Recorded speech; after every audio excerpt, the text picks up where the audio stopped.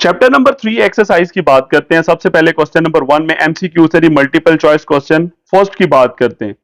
कहते हैं in the ratio A ratio B, इसमें ए क्या चीज है। अब इसमें ए जो है ना, हमने पढ़ा था रेशो में जो पहले आता है उसको कहते हैं एंटीसीडेंट, मतलब B option is the answer. और अगर बी के बारे में पूछता दूसरी टर्म के बारे में तो उसको क्या कहते हैं, कॉन्सिक्वेंट। लेकिन यहां पे उसने ए के बारे में पूछा था, so that is antecedent. Second part देखें, सेकेंड एमसीक्यू कहता है in the ratio X ratio Y. अब इसमें सेकंड वाला पूछ रहा है यानी वाई के बारे में, तो ये कॉन्सिक्वेंट है, मतलब C option is the answer. तो ये नाम याद रखिएगा, फर्स्ट वाले को एंटीसीडेंट और सेकंड वाले को consequent. Third MCQ in the proportion, अच्छा ए ratio B proportion C ratio D में ए और डी, ए और डी का मतलब है फर्स्ट टर्म और लास्ट टर्म, इनको क्या बोला जाता है, दे आर कॉल्ड एक्सट्रीम्स। क्या बोला जाएगा, extremes. Simple. Next fourth MCQ कहता है in the proportion A ratio B proportion C ratio D, इसमें बी और सी क्या चीजें हैं।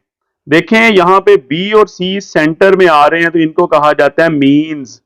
तो option A is the answer, means, centre वाली terms. Fifth MCQ in the continued proportion A ratio B is equal to B ratio C, ठीक है, यहां पे बी क्या चीज है। अच्छा ये उसने रिलेशन कैसे बनाया है वो भी आप देख सकते हैं यहां पे कि एक्सट्रीम टर्म्स का प्रोडक्ट क्या होगा, ए सी, और मीन टर्म्स का क्या होगा, बी स्क्वायर। तो B square is equal to A C, ये भी लिखा जा सकता है। बहरहाल जी बी क्या चीज है, बी सेंटर में आ रहा है, so this is called mean proportional. क्या बोला जाएगा, मीन प्रोपोर्शनल, मतलब C option, B is the mean proportional. Okay, next again in continued proportion given है, इसमें सी क्या चीज है। तो सी आपका थर्ड नंबर आ रहा है, पहला नंबर क्या है ए, दूसरा बी, दो मर्तबा आ रहा है जो मीन है, और सी क्या है, this is the third proportional, मतलब A option is the answer, this is the answer. Next one, find X, आपने एक्स निकालना है, प्रोपोर्शन आपको गिवन है तो सॉल्व कर लें। 4 ratio X is equal to 5 ratio 15, यहां कर लेता हूं 4 रेशो एक्स, प्रोपोर्शन का मतलब इक्वल टू 5 रेशो 15। तो फॉर्मूला क्या होता है, product of extremes, 4 into 15 is equal to X multiply by 5, यानी प्रोडक्ट ऑफ मीन्स। तो ये 4 इंटू 15 60, और वो 5 इधर आके डिवाइड हो जाएगा, तो 60 over 5 this is 12। So last option is the answer, यानी वैल्यू इज 12। सेवंथ एमसीक्यू का आंसर क्या होगा, D option. Next, u is directly proportional to v square, तो क्या बन जाएगा, u is equal to K V square. Second option है, simple k आ जाएगा और कुछ भी नहीं है इसमें। 9 एमसीक्यू में कहते हैं y square is inversely proportional to x cube, तो क्या बनेगा, y is equal to k over x cube, यानी a option is the answer. तो 9 एमसीक्यू में आंसर क्या होगा, a। ठीक हो गया, y square is equal to k over x cube. Next, if u over v is equal to v over w is equal to k, तो आपके पास क्या बनता है, इसे थोड़ा सा सिंप्लीफाई मैं करूंगा, देखिएगा। मैं यहां पे लिखता हूं u ओवर v, इसको भी k के इक्वल रख दें, और दूसरा है v ओवर w, इसको भी k के इक्वल रख दें। तो यहां से u की वैल्यू ऊपर से किसके इक्वल आती है, v उधर जाके मल्टीप्लाई होगा, तो u is equal to v into k, और नीचे से v की वैल्यू किसके बराबर आती है, w इंटू k। अब यहां पे क्वेश्चन में आंसर में स्क्वायर्स आ रहे हैं चारों ऑप्शंस में, ए बी सी और डी में। हम क्या करेंगे, ये v की वैल्यू जो आपको अभी बनी है, v is equal to W K, इसको यहां से उठाएं और इसको जाके यहां पे पुट कर दें, तो आपके पास u की वैल्यू क्या बनेगी, देख लें क्या बनेगा। u is equal to v की जगह क्या पुट कर दें, डब्ल्यू के इंटू के, एज इट इज ये वाला के, तो ये बन जाएगा w multiply by K square. So A option आपको रिजल्ट में मिल जाएगी, u is equal to W into K square. मतलब मैंने किया क्या, पहले u का रिलेशन बनाया, फिर मैंने v का रिलेशन बनाया, और v की वैल्यू को उठा के u वाले रिलेशन में पुट करके u का नया रिलेशन बना लिया। So simple. Next one, 11th MCQ, third proportional find out करें जी एक्स स्क्वायर और वाई स्क्वायर का। तो इसे मुझे सॉल्व करना होगा, एंड पे जाके कर लेते हैं। एक्स स्क्वायर और Y square, let third proportional को आप सी सपोज कर लें, तो X square ratio Y square equals to Y square ratio C. Third proportional निकालना हो तो सेकंड टर्म को दो दफा लिखा जाता है और सेकंड टर्म वाई स्क्वायर थी। अब फॉर्मूला लगा दें, प्रोडक्ट ऑफ एक्सट्रीम्स यानी एक्स स्क्वायर के साथ सी आ जाएगा, एक्स स्क्वायर के साथ C is equal to mean terms का प्रोडक्ट बनेगा Y raise to power 4, Y square into Y square, Y 4 हो गया। तो आपने सी निकालना है तो ये बनेगा Y 4 divided by X square, Y 4 over X square, X square उधर जाके डिवाइड हो गया। तो ऐसी ऑप्शन देख लेते हैं है कि नहीं, Y 4 over X square, C option is the result, this is the answer. 12th MCQ, the fourth proportional find out करना है आपने। कैसे फाइंड आउट करेंगे, डब्ल्यू की वैल्यू निकालनी है आपने, उसने कहा फोर्थ प्रोपोर्शनल डब्ल्यू निकालो, तो वो यहीं से निकाल लें। प्रोडक्ट ऑफ एक्सट्रीम में क्या आएगा, X into W is equal to mean में क्या आएगा, वाई इंटू वी। तो डब्ल्यू निकालना है तो एक्स इधर आके डिवाइड हो जाएगा, Y into V over X. तो सेकेंड ऑप्शन में आपको रिजल्ट नजर आ जाएगा वाई वी या V Y over X, this is the answer. 13th MCQ में कहते हैं जी ऑल्टरनेटो प्रॉपर्टी, कौन सी, ऑल्टरनेटो। ऑल्टरनेटो प्रॉपर्टी क्या होती है, जिसमें अगर प्रोपोर्शन गिवन हो तो सेंटर वाली वैल्यूज को आपस में रिप्लेस कर दें। तो सेंटर वाली वैल्यूज को रिप्लेस करेंगे तो क्या बनेगा, A ratio X equals to B ratio Y, यानी A over X is equals to B over Y. A option में ही आपको ये चीज मिल जाएगी, दिस इज द आंसर। 14 वाले में कहते हैं invertendo property. Invertendo क्या होता है, जिसमें आपस में उलट दिया जाता है। ये ए रेशो बी है ना, तो ये बी रेशो ए बन जाएगा, यानी बी ओवर ए, वो लास्ट ऑप्शन में आपको नजर आ रहा है। और ये एक्स रेशो वाई है, ये उलट जाएगा, वाई रेशो एक्स यानी वाई ओवर एक्स बनेगा। सो लास्ट ऑप्शन मतलब D is the answer. And the last one is the componendo property. Componendo में ऐड होने वाला काम होता है, तो इसमें एक ही ऑप्शन आपको नजर आ रही है, ए वाली, जिसमें टर्म्स ऐड हो रही हैं। तो क्या है, ऊपर वाले में नीचे वाला ऐड होगा, उसने ए प्लस बी किया हुआ नीचे, तो दूसरी तरफ भी सी और डी ऐड होगा नीचे, ऊपर वाली टर्म्स एज इट इज है। So this is the component of property. तो यूं हम लोगों ने तमाम एमसीक्यूज की बात कर ली। Now move to question number 2। Question 2 की बात करते हैं, शॉर्ट क्वेश्चंस। सबसे फर्स्ट पार्ट है इसका, define ratio and give one example. Ratio की डेफिनेशन आपके सामने हम बहुत डिटेल में चैप्टर स्टार्ट में बात कर चुके हैं। It's a relationship between two quantities of the same kind, मतलब same units, is called the ratio. अगर ए और बी आपके पास दो टर्म्स है तो उसमें रेशो कैसे लिखेंगे, ए रेशो बी। ये डेफिनेशन आपके सामने लिखी हुई है। एग्जांपल शेयर कर देता हूं। Let's say we can say in the class of, in the class of let's say 50 students, 50 students, let's say मैं कहता हूं कि 6 स्टूडेंट्स, बल्कि यूं कर लेते हैं, let's say 20 students are boys, 20 are boys and remaining are the girls, remaining are girls. तो लेट्स से बॉयज और गर्ल्स में रेशो फाइंड आउट करनी है। तो बॉयज कितने हैं, 20, स्टेटमेंट में हमने लिख दिया। तो गर्ल्स कितनी होंगी, टोटल स्टूडेंट्स हैं 50, उसमें से नंबर ऑफ बॉयज को माइनस कर दें, नंबर ऑफ गर्ल्स निकल आएंगे 30। अब इनमें रेशो निकाल लें। So ratio between boys and girls कितनी होगी, बॉयज 20 हैं, गर्ल्स कितनी हैं 30। इसे सिंप्लीफाई कर लें, 20 ओवर 30, ये वैसे ही 0 0 कैंसिल हो रहा है, ये 10 के टेबल में दोनों जा रहे हैं, 10 2s are 20 और 10 3s are 30। सो 2 ओवर 3 मतलब आपके पास आ जाएगा 2 रेशो 3। ये मैंने एक एग्जांपल भी आपसे शेयर कर दी, डेफिनेशन भी शेयर हो गई। सेकंड आपके पास है प्रोपोर्शन। सिंपल डेफिनेशन है जी, प्रोपोर्शन क्या है, proportion is a statement which is express as equivalence यानी equality of the two ratios. जब दो रेशो जैसे ए रेशो बी है और सी रेशो डी है, ये आपस में इक्वल हो जाएं तो वो क्या बन जाता है, प्रोपोर्शन। Very simple. नेक्स्ट है जी डायरेक्ट वेरिएशन। इसकी डेफिनेशन आपसे डिमांड की जा रही है थर्ड पार्ट में।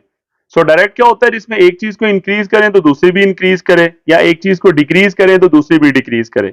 If two quantities are related in such way that increase in one quantity causes the increase in the other, या decrease in one quantity causes the decrease in the other. This is called direct variation. Symbolically भी बता देता हूं, late से एक quantity A है और दूसरी बी है, अगर इनमें डायरेक्ट वेरिएशन है तो A is directly varies as B, यूं लिखा जाता है। फिर उसे इक्वालिटी में कैसे करना है हम बहुत डिटेल में कर चुके हुए हैं, कांस्टेंट के आएगा तो A is equal to K times B बनता है। सो ये था जी डायरेक्ट वेरिएशन।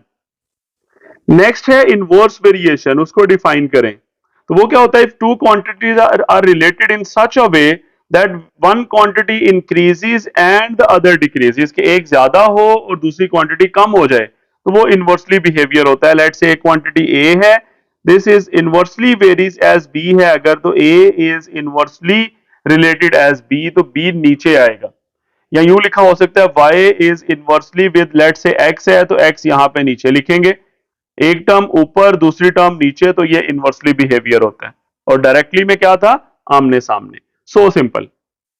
नेक्स्ट है स्टेट थ्योरम ऑफ कंपोनेंटो डिविडेंडो, ये डिमांड कर रहा है तो बहुत सिंपल आपके सामने लिखा हुआ है, अगर दो रेशियोज आपस में इक्वल हैं, A ratio B over C ratio, A ratio B equals to C ratio D, तो आप इधर लेफ्ट साइड पे जो रेशो आ रही है ए रेशो बी जो है, उसमें एक दफा ए में बी को ऐड कर दें और एक दफा माइनस कर दें।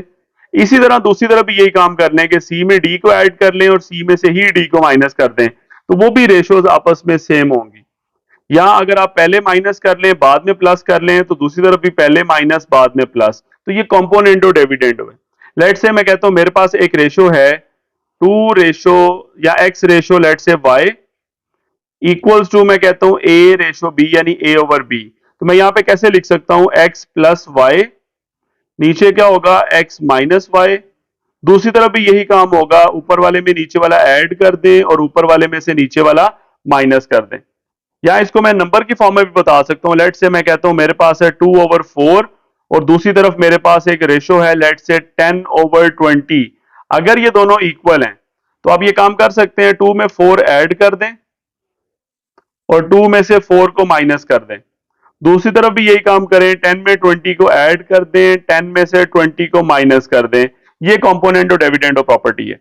आप ऊपर प्लस कर रहे हैं नीचे माइनस, आप ऊपर माइनस और नीचे प्लस भी कर सकते हैं, लेकिन फिर दोनों तरफ वही पैटर्न आपने फॉलो करना है। बहरहाल जी आसान चीज ये आपके सामने इसका वी कैन से कॉन्सेप्ट है, if A ratio B is equal to C ratio D, so we can write it as A plus B over A minus B and C plus D over C minus D, या ratio C minus D, over का मतलब ratio भी कहा जा सकता है। So this is componendo dividendo.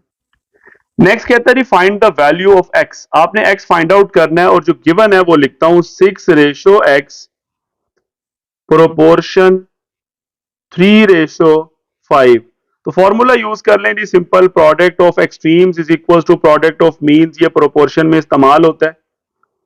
So product of extreme equals to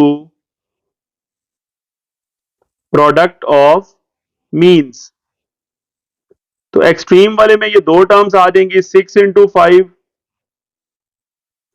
और mean वाले में सेंटर वाली दोनों आ जाएंगी x इंटू 3, 6 5 आर 30 और वो 3x के साथ मल्टीप्लाई हो रहा है, इधर आके डिवाइड हो गया। So what is the value of x, this is equal to 10, तो ये आपका इस पार्ट का रिजल्ट है। 7 वाले में कहते हैं if x and y square varies directly, तो लिखता हूं x एंड y स्क्वायर है तो x is directly varies as y square, equality में चेंज करें x is equal to k times y square, first equation, values put करें जी x और y की, x की 27 है, y की वैल्यू 4 है, तो पुट कर देते हैं x is equal to 27 and y is equal to 4 in this equation, तो x की जगह 27 is equal to k into y की जगह 4 का स्क्वायर, 4 का स्क्वायर 16 होगा और वो इधर आके डिवाइड हो जाएगा, तो 27 over 16। So from equation 1, equation 1 क्या है ये वाली, x is equal to k की जगह 27 over 16 into y स्क्वायर, ये मेन आ गई आपकी सेकेंड इक्वेशन। अब करना क्या है, क्वेश्चन बाकी पढ़ते हैं। कहते हैं find the value of y when x is equal to 3। तो x की वैल्यू 3 पुट करते हैं इस सेकंड इक्वेशन में। So put x is equal to 3 in this second equation.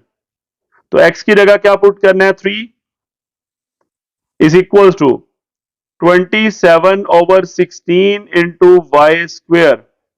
तो 16 इधर आके मल्टीप्लाई हो जाएगा डिवाइडेड बाय 27। 3 9s आर 27 होता है। This is Y square. मुझे तो y चाहिए, तो 16 है, ये 4 का स्क्वायर होता है, 9 होता है 3 का square with plus minus equals to Y square. यानी मैंने यूं लिख दिया, 16 की जगह मैंने 4 का स्क्वायर बना दिया और 9 नीचे है वो 3 का स्क्वायर है, तो 4/3 का होल स्क्वायर बन गया। अब आप दोनों तरफ अंडर रूट ले लें, अंडर रूट स्क्वायर कैंसिल हो जाएंगे, तो y की वैल्यू आ जाएगी प्लस माइनस 4/3। यानी y की दो वैल्यूज आ रही हैं, plus minus 4/3। This is the answer. Next question है, if u and v varies inversely. तो लेट से मैं कहता हूं u is inversely varies with v, तो इक्वालिटी में लेके आते हैं, u will be equals to k/v बनता है। तो अब u और v की वैल्यूज पुट करें, 8 और 3 है। u की वैल्यू 8 है और v की वैल्यू 3, ये पुट करते हैं इसी इक्वेशन में। तो u की जगह 8 इज इक्वल टू k/3, 3 इधर आके मल्टीप्लाई हो जाएगा, तो k की वैल्यू क्या बनेगी, 24। k is equal to 24। अब इसको पुट कर दें वन इक्वेशन में, तो u इज इक्वल टू, यानी from equation 1 u is equal to k/v। तो k की जगह क्या पुट करना है, 24 और नीचे v। This is the main equation. अब क्वेश्चन में क्या पूछता है बाकी, कहता है find v if u is equal to 12। तो u 12 पुट कर दें, put u is equal to 12 in this equation. तो u की जगह 12 इज इक्वल टू 24/v। हमें v चाहिए, v इधर आ जाएगा और 12 उधर जाके डिवाइड हो जाएगा। यानी यूं समझ लें, इस स्टेप के बाद ये समझ लें कि v इधर आके मल्टीप्लाई हुआ, 12 into V will be equal to 24, और अब क्या हुआ, 12 v के साथ मल्टीप्लाई हो रहा है, दूसरी तरफ जाके डिवाइड हो गया, तो 24/12 कितना आता है, 2। So we can say v की वैल्यू हमारे पास निकल आई 2 के इक्वल है। This is the answer of this part, part number 8। Now move to ninth part. Ninth part में कहता है find the fourth proportional. So let d is the fourth proportional, d is the fourth proportional, यहां लिख देता हूं। तो करते हैं, क्या लिखूं, सबसे पहले 8 7 और 6 है ना, 8/7 प्रोपोर्शन 6/d। अब आप d निकाल लेंगे, तो फॉर्मूला यूज करें जी, product of extremes is equal to product of means का। सो लगाते हैं, प्रोडक्ट ऑफ एक्सट्रीम्स इक्वल होगा product of means. So values put करें, 8 मल्टीप्लाई हो जाएगा d के साथ और 7 मल्टीप्लाई हो जाएगा 6 के साथ। तो 7 इंटू 6 42 और 8 इधर आके डिवाइड हो जाएगा। तो दोनों 4 के टेबल में जाते हैं, बल्कि 4 के टेबल में नहीं जाएंगे, सॉरी 2 के टेबल में। 2 4s आर 8 और ऊपर आ जाएगा 21, तो 21/4 इज द आंसर। ये d की वैल्यू है, मतलब ये फोर्थ प्रोपोर्शनल है। क्या है, फोर्थ प्रोपोर्शनल है, यहां पे लिख देते हैं। So fourth proportional is, fourth proportional कितना निकल आया, 21/4। This is the answer. 10 वाले में कहता है फाइंड अ मीन प्रोपोर्शनल 16 और 49 का। तो लेट से m is the mean proportional, तो क्या करूं जी, 16 और दूसरा क्या है 49। तो आप m को सेंटर में लिख दें 2 मरतबा, ये बनेगा। सो फॉर्मूला यूज कर लें वही वाला, product of extremes, product of extremes equal होगा प्रोडक्ट ऑफ मीन्स। तो एक्सट्रीम में 16 और 49, 16 multiply by 49 will be equal to mean terms का प्रोडक्ट होगा m into M, this is m square. तो अब हम क्या करेंगे, 49 को 16 से मल्टीप्लाई कर दें, ठीक है। या इसका एक और भी तरीका है, आप इसे यूं लिख लें, 16 होता है 4 का स्क्वायर प्लस माइनस के साथ, और 49 होता है प्लस माइनस के साथ 7 का स्क्वायर। अब मैं स्क्वायर इकट्ठा कर देता हूं, तो 4 into 7 with plus minus whole का square is equal to m square, m का भी स्क्वायर है। 4 इंटू 7 28 होता है जी, प्लस माइनस 28 का whole square is equal to m square. मैंने किया क्या, बेसिकली 16 की जगह 4 का स्क्वायर और 49 की जगह 7 का स्क्वायर, दोनों पावर्स हैं, एक 2 है दूसरी भी 2 है, मैंने पावर इकट्ठी कर दी क्योंकि टर्म्स आपस में मल्टीप्लाई हो रही हैं, ये दोनों 4 और 7, तो मल्टीप्लीकेशन में पावर इकट्ठी हो सकती है, तो ये 28 का स्क्वायर बनता है। अब आप दोनों तरफ जब अंडर रूट लेंगे तो m की वैल्यू आ जाएगी प्लस माइनस 28, क्योंकि स्क्वायर अंडर रूट से कैंसिल हो जाएंगे, यही आपका रिजल्ट है। तो यहां पे स्टेटमेंट लिख देंगे, so mean proportional is, so mean proportional is कितना निकला, प्लस माइनस 28। नेक्स्ट कहता है फाइंड द थर्ड प्रोपोर्शनल, तो 28 है और 4 है, let's say third proportional is x, तो मैंने लिख दिया 28 के बाद 4 है, फिर दोबारा 4 लिखना है और एंड पे x। तो फॉर्मूला यूज करें, product of extremes is equal to product of means, तो 28 मल्टीप्लाई हो जाएगा x के साथ और 4 मल्टीप्लाई हो जाएगा 4 के साथ, तो 4 इंटू 4 16 और 28 इधर आके डिवाइड हो गया, 4 के टेबल में ले जाएं, 4 4 जार 16, 4 7 जार 28, तो आपके पास x की वैल्यू आती है 4/7, यानी यही आपके पास थर्ड प्रोपोर्शनल है। So third proportional is, third proportional is 4/7, this is the result।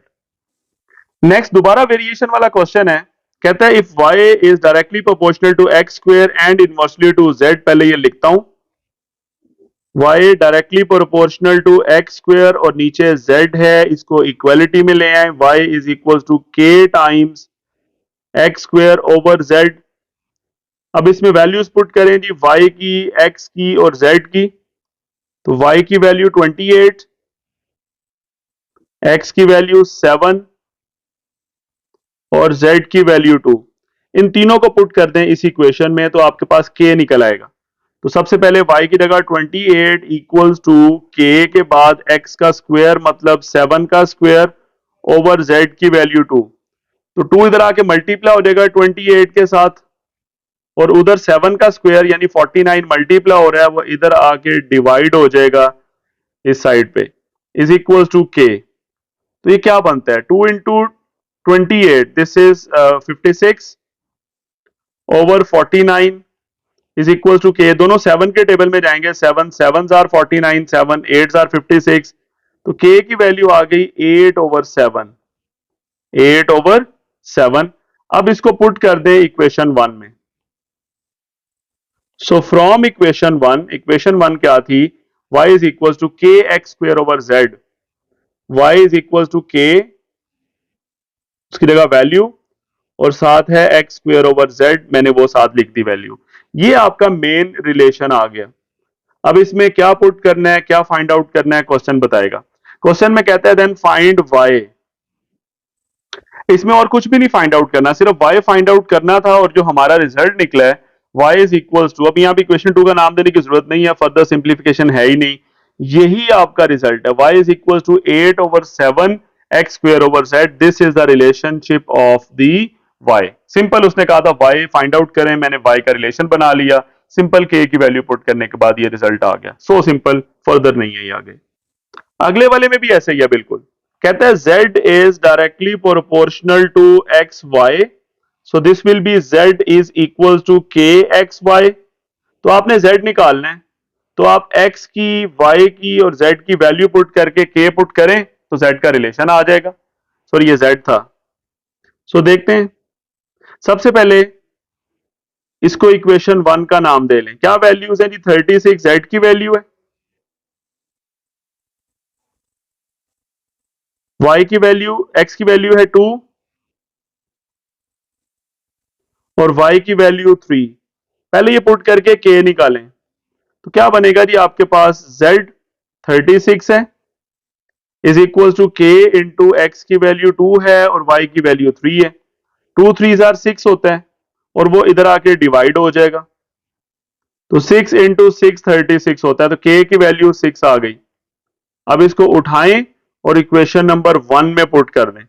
So from 1 क्या है? z इज इक्वल टू के इंटू एक्स वाई, तो k की जगह 6 पुट कर दें तो आपके पास z किसके बराबर आ गया? 6 इंटू एक्स वाई। ये क्वेश्चन भी यहीं पे स्टॉप हो जाएगा, यही आंसर है हमारा। अगर हाँ वो आगे एक्स वाई में से कोई वैल्यू बताता और कोई पूछता फिर हम फर्दर सॉल्व करते, ये क्वेश्चन भी यहां पे स्टॉप हो जाता है। Now move to last part of this question. ये वाला भी बिल्कुल उसी फॉर्मेट पे है। गिवन क्या है? W is inversely proportional to V square, so we can say W will be equals to K over V square। so इसको 1 कह लें और W और V की वैल्यूज गिवन है वो पुट करें। पहले W की वैल्यू 2 और V की वैल्यू 3 को पुट कर दें इसी इक्वेशन में।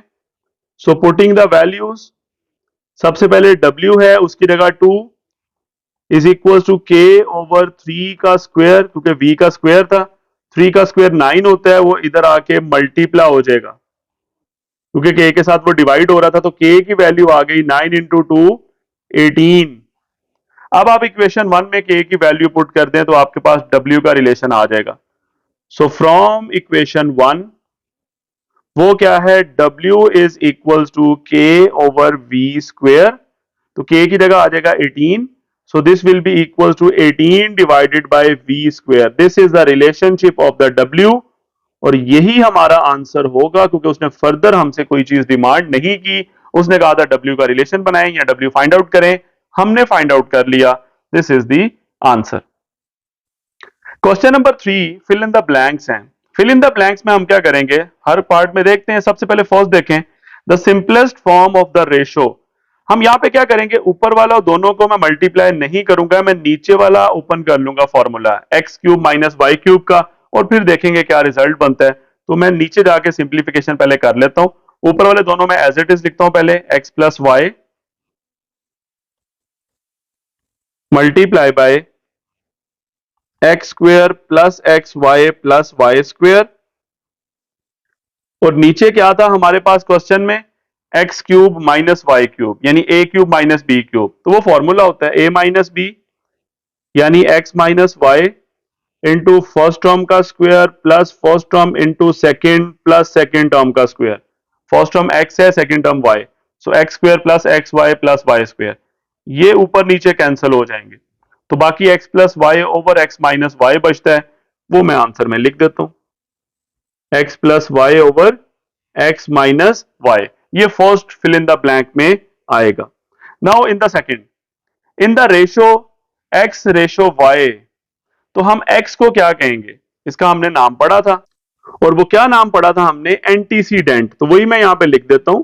सो x इज कॉल्ड, यानी x का मतलब है पहले वाला नंबर यानी ऊपर वाला number, this is called antecedent. Antecedent, ये मैंने पूरा वर्ड लिख दिया विद स्पेलिंग्स। इसी तरह रेशो में जो दूसरा नंबर होता है a रेशो b में, जो b है सेकंड वाला, उसे कहते हैं कॉन्सिक्वेंट। कॉन्सिक्वेंट, ठीक है, ये भी हमने डिस्कस किया हुआ है। नेक्स्ट, इन द प्रोपोर्शन, क्या प्रोपोर्शन है? A ratio B is equal to X ratio Y. तो आपके पास ए और वाई क्या है? आपके पास ए और वाई फर्स्ट टर्म और लास्ट टर्म आ रही है, मतलब ये एक्सट्रीम्स हैं। क्या है? एक्सट्रीम्स। इसी तरह नेक्स्ट प्रोपोर्शन में वो Q और M के बारे में पूछ रहा है। Q और M ये सेंटर में दोनों आ रहे हैं, so these are called means. Means का मतलब दरमियानी वैल्यूज। ओके, नेक्स्ट प्रोपोर्शन में P फाइंड आउट करना है, तो product of extreme 7 into 8, 7 8 are कितना होता है 56, और दरमियान वाला आता है 4P। तो एक्सट्रीम टर्म्स का प्रोडक्ट है 56 और मीन टर्म्स का प्रोडक्ट है 4 times P।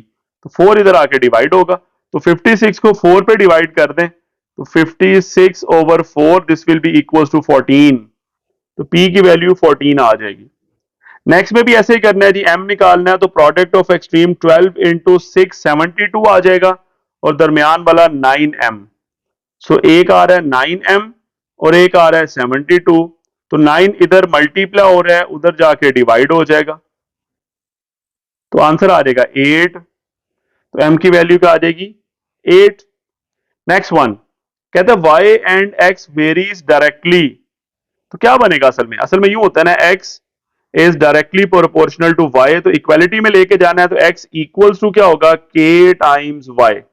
x is equals to k y। इसी तरह नेक्स्ट में कहते हैं if v varies directly as u cube, तो फिर u क्यूब किसके इक्वल होगा? तो देख लें जरा 2 मिनट के लिए।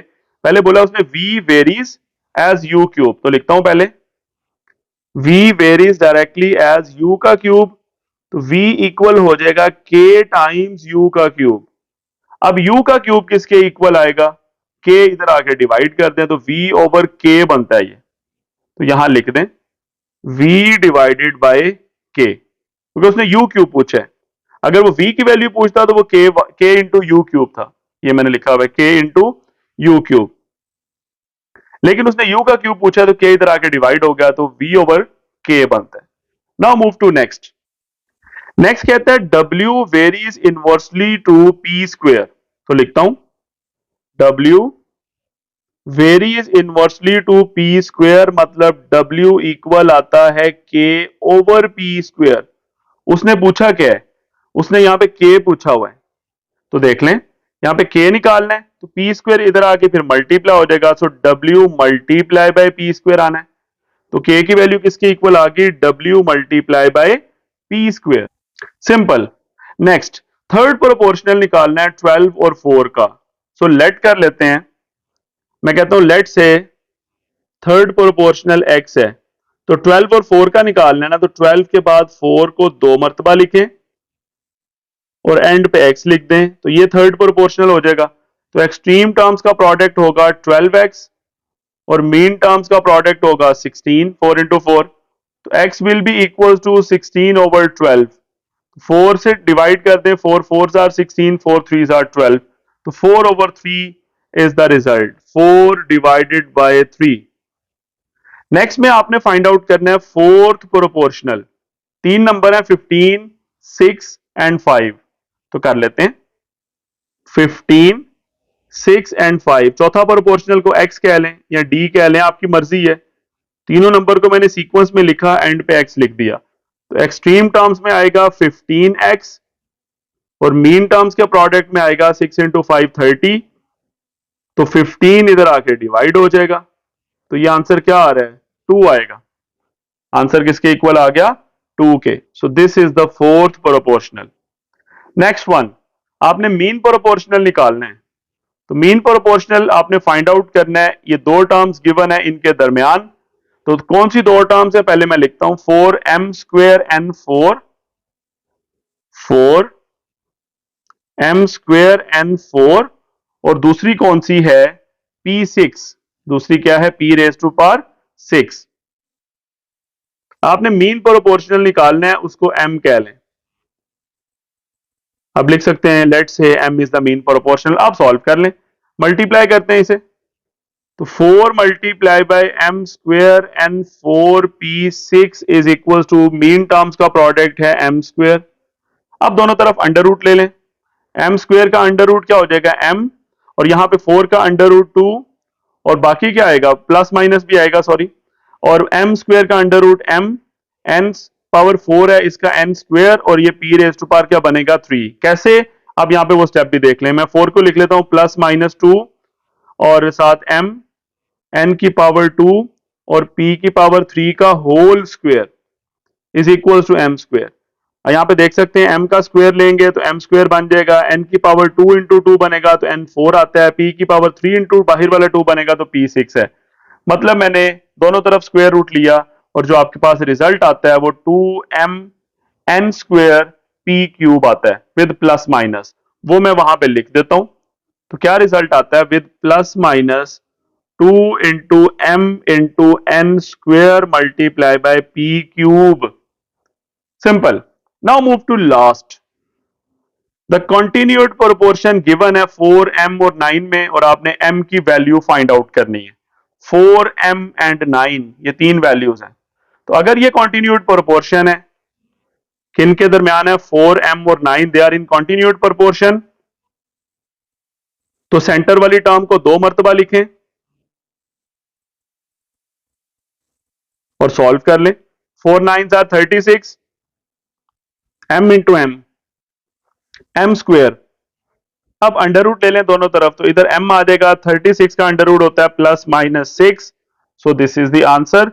तो last fill in the blank में हम क्या लिख देंगे, +-6। तो यूं हमारे तमाम फिल इन द ब्लैंक्स वाले पार्ट भी सॉल्व हो जाते हैं। तो क्वेश्चन नंबर 1 में हमने एमसीक्यूज की बात की, क्वेश्चन 2 में तमाम शॉर्ट क्वेश्चंस और क्वेश्चन नंबर 3 में फिल इन द ब्लैंक्स, और इस तरह चैप्टर नंबर 3 टोटली हमारा कंप्लीट हो जाता है। नेक्स्ट वीडियो में इंशाल्लाह चैप्टर 4 की बात करना स्टार्ट करेंगे। अल्लाह हाफिज।